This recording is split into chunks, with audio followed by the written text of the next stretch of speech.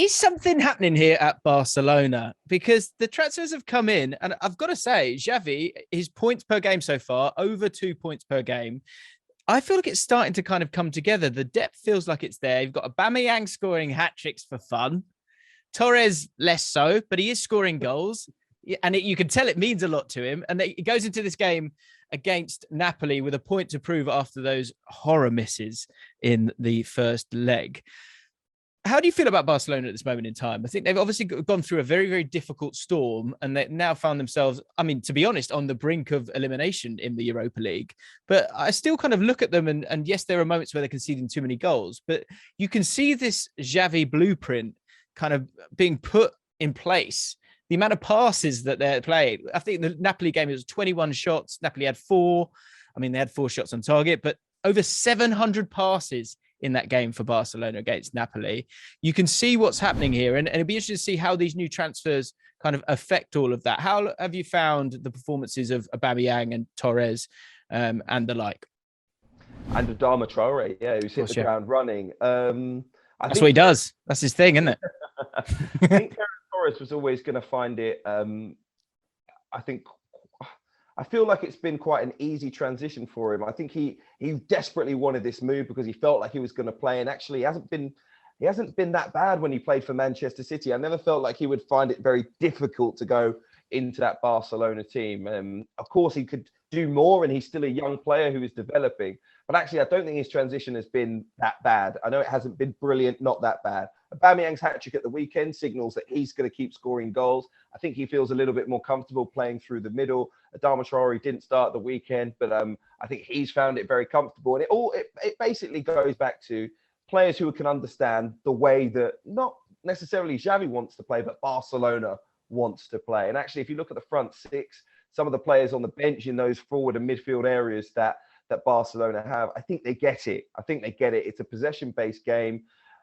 They need a little bit more time together to gel. I think this will be a difficult clash for them, but you can definitely see that Xavi's moving the team in the right direction. So there have been improvements under Xavi for Barcelona, but I still wonder whether the Europa League is a little bit of a side note for them this season, whether they should focus everything on finishing in the top 4 in La Liga if they're going to be in next season's Champions League. What's the easiest route for you?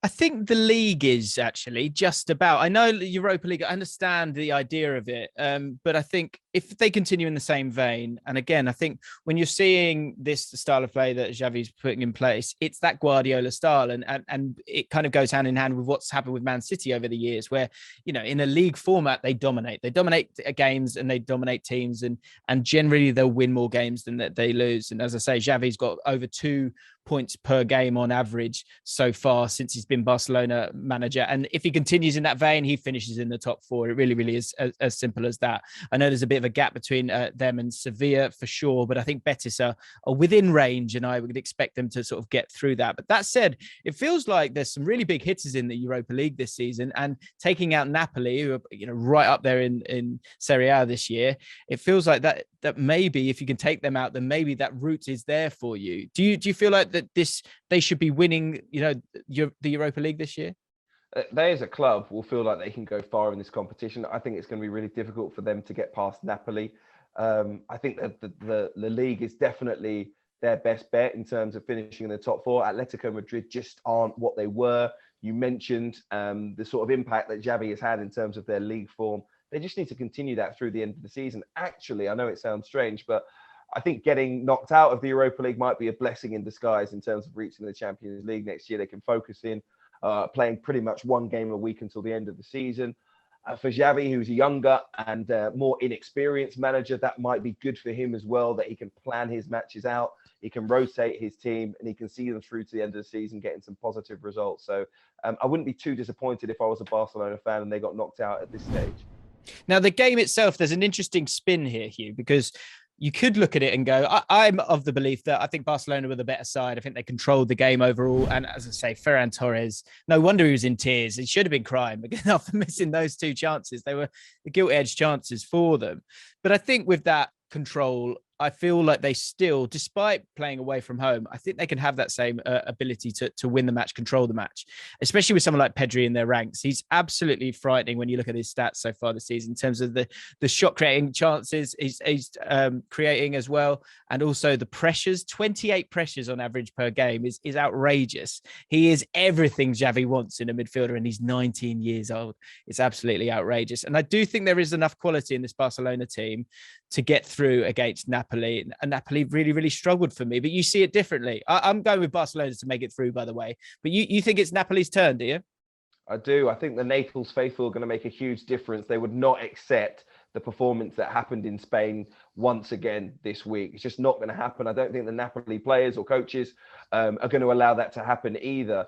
And I think one of the key things is the last 8 times in UEFA competitions, in knockouts, that Napoli have drawn away from home in the first leg, they have gone through. They have got the victory or gone through by hook or by crook in the second leg. And for me, there is that element of experience. And there's a little bit more experience now after the January transfer window in that Barcelona squad. But I think Napoli will have the nous to get through. And again, they might be chasing the ball for a lot of the time, but I don't think they're going to give away the quality of chances that they gave away in the first leg, nor the number of chances. And actually, I think if they play to their best, they will go through against Barcelona. Hi guys, James Allcott here from ESPN's Football Forecast. Thank you for watching. If you've enjoyed the video and you want to check out more, make sure you subscribe to ESPN UK.